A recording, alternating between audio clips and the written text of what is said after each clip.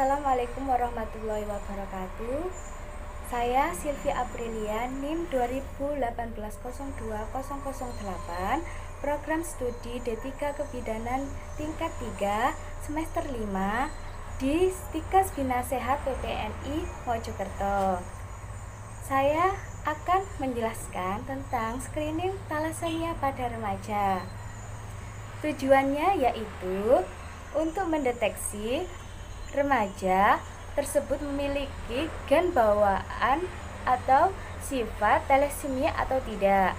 Lalu, screening talasemia diperlukan untuk mencegah dan memutuskan rantai penyakit kelainan darah merah.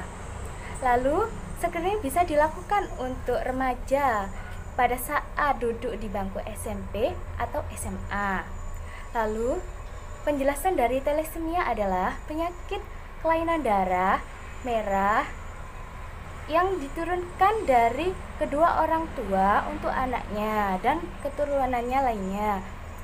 Lalu, penyakit ini disebabkan karena berkurangnya atau tidak terbentuknya protein pembentuk hemoglobin utama pada manusia. Lalu screeningnya ini yaitu screening talasemia pada remaja yaitu dengan melakukan pemeriksaan sebagai berikut. 1.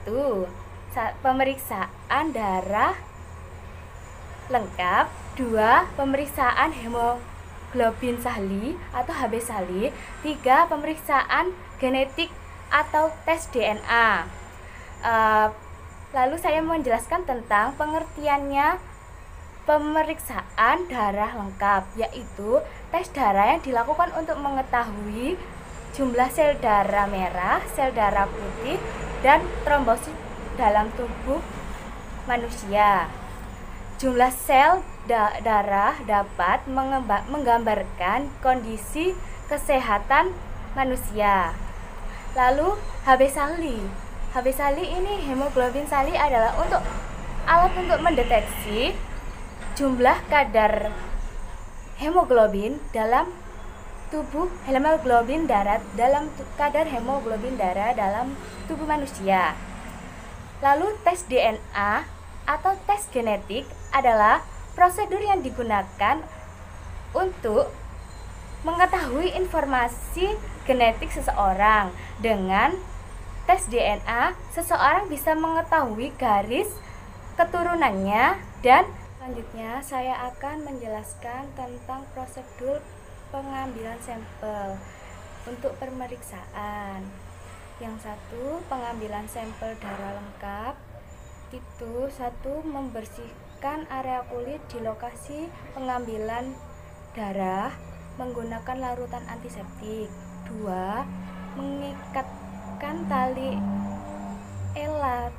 elastis pada bagian atas lokasi pengambilan darah agar aliran darah tersebut di area tersebut.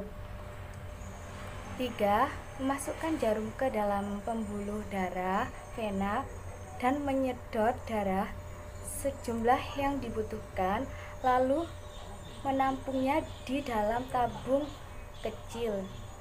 4. Menutup luka bekas tusukan jarum dengan perban. 3.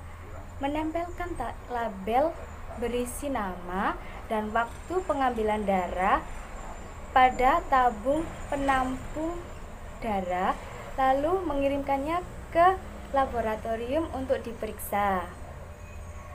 Prosedur ini memang bisa terasa sedikit sakit dan tidak nyaman, terutama ketika jarum ditusukkan. Ada bekas tusukan jarumnya. Lalu yang kedua yaitu pemeriksaan HB sahli. Langkah pengambilan sampelnya yaitu 1. Tangan diolesi antiseptik. Bagian telunjuk tangan sini diolesi antiseptik, lalu ditusuk dengan jarum, lalu darahnya disedot oleh petugas kesehatan dengan pipet, lalu diperiksa. Lalu Yang ketiga, pengambilan sampel darah tes DNA atau tes genetik, yaitu biasanya pemeriksaannya umumnya dilakukan melalui pengambilan sampel darah atau jaringan. Sebagian besar sampel menggunakan darah dari pembuluh darah, namun ada juga yang memanfaatkan sampel air liur atau dengan menyeka bagian dalam mulut. Setelah sampel diperoleh, selanjutnya akan dikirim ke laboratorium untuk dilakukan pemeriksaan. Sekian, itu tadi penjelasan dari saya. Kurang lebihnya saya mohon maaf.